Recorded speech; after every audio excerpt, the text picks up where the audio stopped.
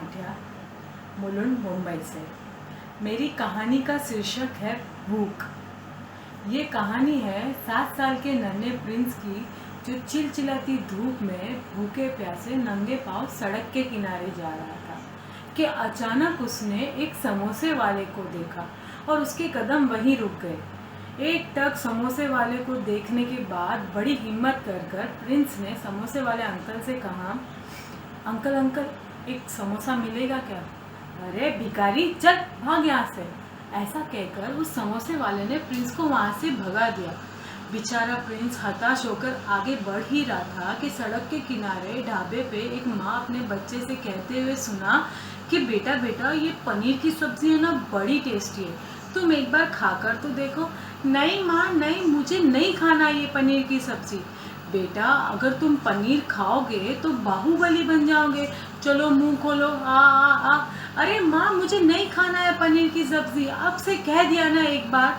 ऐसा कहकर उस बच्चे ने अपनी माँ का हाथ इतनी जोर से झटका कि वह पनीर का टुकड़ा जमीन पर जाकर गिर गया। अब बेचारी माँ हताश होकर वेटर को पैसे देकर वहाँ से अपने बेटे को लेकर चली गई। अब जमीन पर पड़े पनीर के टुकड़े को देखकर मानो प्रिंस के कदम अपने आप ही उस ओर बढ़ने लगे। किसी तरह उसने पनीर का टुकड़ा उठाकर मुंह में रखा ही था कि पीछे से वेटर ने आकर पकड़ा। क्यों बे चोर, है चोरी करता है, चोरी करता है?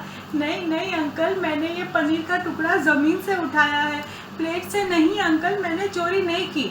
एक तो चोरी करता है, ऊपर से झूठ बोलता है। हाँ हाँ हाँ, अरे मत मारो अंकल मुझे, आ आ आ।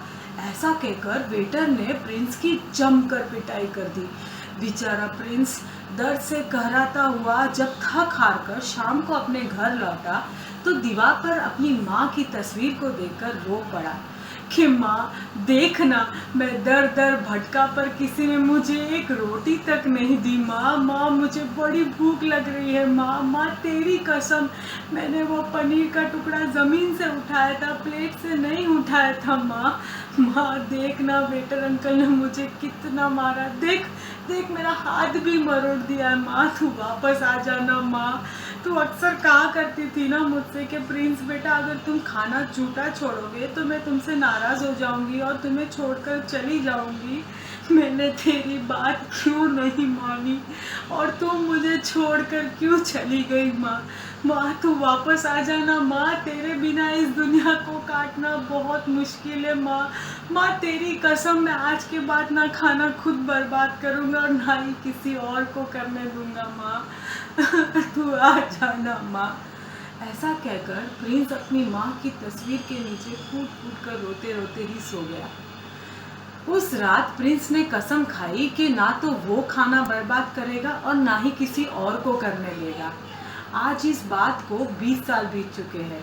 हमारा नन्हा प्रिंस यानी कि पद्मनाभन गोपालन ने अपनी कंपनी खोली है जिसका नाम है भूख, फ्रीडम फ्रॉम हंगर। उसकी कंपनी का एक ही मकसद है कि पूरे देश में जहाँ कहीं भी खाना बर्बाद हो रहा हो उसे इकट्ठा करके ज़रूरतमंद और गरीबों में बांट देना।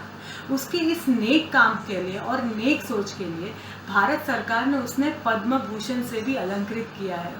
उसका कहना है कि भारत में पूरे वर्ष में 224 करोड़ टन खाना वेस्ट होता है, जिसकी कीमत है 80,800 करोड़ रुपए, जो कि 119 मिलियन लोगों का पेट भर सकती है। तो आशा करती हूँ कि जब भी हम हमारा खाना झूठा छोड़ेंगे तो मेरे इस नन्हे से प्रिंस को ज़रूर याद करेंगे और अपने घर पर ऐसी व्यवस्था करेंगे कि हमारे घर का बचा हुआ खाना किसी ज़रूरतमंद के पेट में जाए, ना कि हमारे घर के कचरे में। इसी बात के साथ ओम अरहम।